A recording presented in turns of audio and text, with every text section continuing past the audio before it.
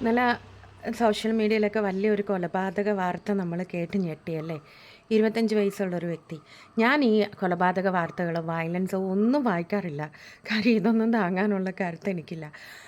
ഏകദേശം ചെറിയൊരു രീതിയിലെ നോളജാണ് വന്നത്. ഇന്ന് കേരളത്തിൽ 15 വയസ്സ് തൊട്ട് 25 വയസ്സിനിടയിലുള്ള വളരെ വലിയ സൈക്കോപാത്തുകളും കൊലപാതകങ്ങളും പെരുകിക്കൊണ്ടിരിക്കുകയാണ്. മുമ്പെങ്ങും കേൾക്കാൻ പറ്റാത്ത രീതിയിൽ. എന്താണ് ഇതിൻ്റെ റീസൺ? ഇത് നിങ്ങൾ ആരെങ്കിലും ചിന്തിച്ചിട്ടുണ്ടോ? നമ്മളെല്ലാവരുടെ ഉള്ളിൽ ഒരു മൃഗം ഉറങ്ങിക്കിടപ്പുണ്ട്. That is animal. കാട്ടിൽ വേട്ടയാടി ജീവിച്ചും മൃഗങ്ങളെ കൊന്നും പരസ്പരം പോരാടിയൊക്കെയാണ് നമ്മളുടെ കൾച്ചർ, നമ്മളുടെ സിവിലൈസേഷൻ സ്റ്റാർട്ട് ചെയ്തത്. പിന്നെ നമ്മളിലേക്ക് ഡെവലപ്മെൻ്റ് ഉണ്ടായി. വസ്ത്രം വന്നു, വാഹനങ്ങൾ വന്നു, കമ്പ്യൂട്ടർ വന്നു, ആർട്ടിഫിഷ്യൽ ഇൻ്റലിജൻസ് വന്നു. അങ്ങനെ നമ്മൾ ആനിമൽസിനെക്കാട്ടിലും സിവിലൈസ്ഡായി ഹയർ ഫോം ഓഫ് ലെവലിലേക്ക് നമ്മൾ വന്നു. സോ അതിലേക്ക് വന്നപ്പോൾ നമ്മളുടെ അഗ്രസീവ്നെസ്സും നമ്മളുടെ ആനിമൽ എന്നുള്ള കാര്യങ്ങളും നമ്മൾ സോഷ്യൽ കണ്ടീഷനിങ് പലവിധ നിയമങ്ങളും കാരണം നമ്മൾ അതിൽ നിന്ന് നമ്മൾ മറന്നുപോയി. ഇപ്പോൾ എന്താണ് വീണ്ടും ആ അഗ്രസീവ്നെസ് പുറത്തേക്ക് വന്നുകൊണ്ടിരിക്കുകയാണ്. ഇതിനൊരു റീസൺ ഉണ്ട്, ഒരു ചെറിയ റീസൺ. പല ഫാക്ടേഴ്സിൽ ഒരു റീസൺ. ഇതിലൊരു റീസണാണ് നമ്മൾ ചെറുപ്പത്തിൽ വളരുമ്പോൾ നമ്മളുടെ സ്കൂളിൽ മോറൽ സ്റ്റോറീസ് ഉണ്ടായിരുന്നു. നമ്മൾ വായിച്ച കഥകളിലൊക്കെ ഈവൻ നമ്മളുടെ മഹാഭാരതമാവട്ടെ, നമ്മളുടെ രാമായണമാവട്ടെ, തെറ്റുകൾ ചെയ്യുന്നവർ ശിക്ഷിക്കപ്പെടുന്നു. ഈവൻ ഗാന്ധാരിയുടെ അടുത്ത് അനുഗ്രഹം മേടിക്കാൻ വേണ്ടി സ്വന്തം മക്കളായി കൗരവർ വന്നപ്പോൾ പോലും ഗാന്ധാരി പറഞ്ഞത് എവിടെ ധർമ്മമുണ്ടോ അത് ജയിക്കട്ടെ. കൃഷ്ണൻ പറഞ്ഞതും അതാണ്, സത്യവും നീതിയും ജയിക്കട്ടെ. പക്ഷേ ഇവിടെ ഇപ്പോൾ ഇറങ്ങുന്ന സിനിമകളിലൊക്കെ ഹീറോസ് ആരാണ്? വില്ലന്മാർ. Even social മീഡിയസിലൊക്കെ വില്ലന്മാർക്കാണ് പരവേശം. രാവണനാണ് എൻ്റെ ഹീറോ എന്ന് ഇന്നലെ ഒരു പോസ്റ്റ് ഞാൻ കണ്ട്.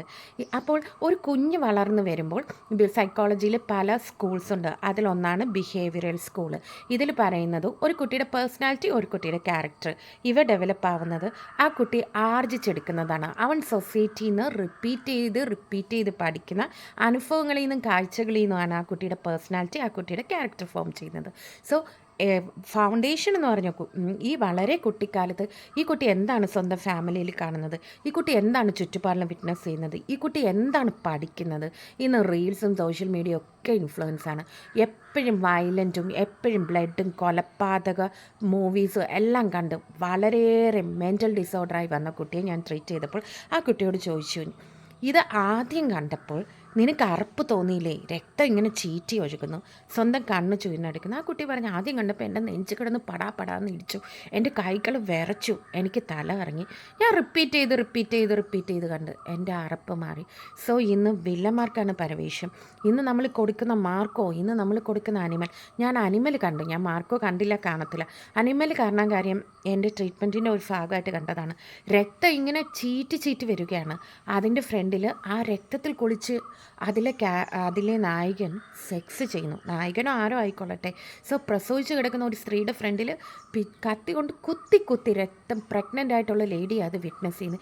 എന്താണ് ഇവയൊക്കെ സൊസൈറ്റിക്ക് കൊടുക്കുന്ന മെസ്സേജ്? പല വലിയ നടന്മാരും വന്ന് പറഞ്ഞു, ഒരു സിനിമ ഒരു വ്യക്തിയെ സ്വാധീനിക്കത്തില്ല, ഒരു സിനിമ കൊണ്ട് ചേഞ്ച് ഉണ്ടാവത്തില്ല. പക്ഷേ അങ്ങനെയാണെങ്കിൽ നിങ്ങളെ ഒന്നും സ്വാധീനിക്കില്ലായിരിക്കും. പക്ഷേ ഇത് സ്വാധീനിക്കുന്ന ഡേഞ്ചറസ് ആയ, വൾണറബിളായ, അപകടമുള്ള ഒരു ഗ്രൂപ്പ് ഓഫ് ആൾക്കാരുണ്ട്. അതല്ലേ ഇന്ന് നമ്മൾ കാണുന്നത്. എസ്പെഷ്യലി മാർക്കോ ഒക്കെ ഇറങ്ങിയതിന് ശേഷമാണ് ഇത്രയേറെ കൊലപാതകങ്ങൾ നമ്മൾ കാണുന്നത്. ആരിതിനെതിരെ പ്രതികരിക്കും? ആരിതിനെതിരെ സംസാരിക്കും? എല്ലാവരും അവരവരുടെ വീടുകളിനുള്ളിൽ AC ഇട്ട് ഞങ്ങൾ സേഫാണെന്ന് പറഞ്ഞാണ് ഇരിക്കുന്നത്. ഒരു വലിയൊരു പോയമുണ്ടായിരുന്നു.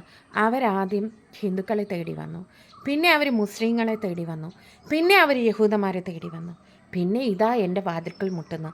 നമ്മൾ ആരും സുരക്ഷിതരല്ല. ഇതിനെതിരെ പ്രതികരിക്കാൻ ഓരോ വ്യക്തികളും തുടങ്ങേണ്ട സമയമായിരിക്കുന്നു.